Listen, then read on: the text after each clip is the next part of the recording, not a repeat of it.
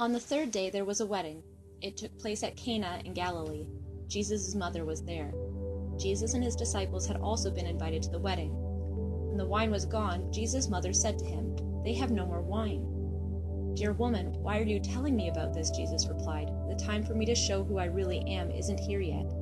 His mother said to the servants, "Do what he tells you." 6 stone water jars stood nearby.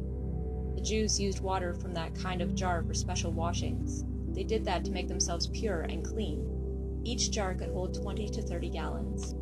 Jesus said to the servants, "Fill the jars with water." So they filled them to the top. Then he told them, "Now dip some out, take it to the person in charge of the dinner." They did what he said. The person in charge tasted the water that had been turned into wine. He didn't realize where it had come from, but the servants who had brought the water knew.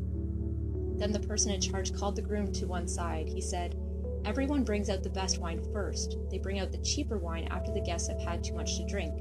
But you have saved the best until now." What Jesus did here in Cana in Galilee was the first of his signs. Jesus showed his glory by doing this sign, and his disciples believed in him. After this, Jesus went down to Capernaum. His mother and brothers and disciples went with him. They all stayed there for a few days. It was almost time for the Jewish Passover feast, so Jesus went up to Jerusalem. In the temple courtyard, he found people selling cattle, sheep, and doves. Others were sitting at tables exchanging money. So Jesus made a whip out of ropes. He chased all the sheep and cattle from the temple courtyard. He scattered the coins of the people exchanging money, and he turned over their tables. He told those who were selling doves, "Get these out of here. Stop turning my Father's house into a market."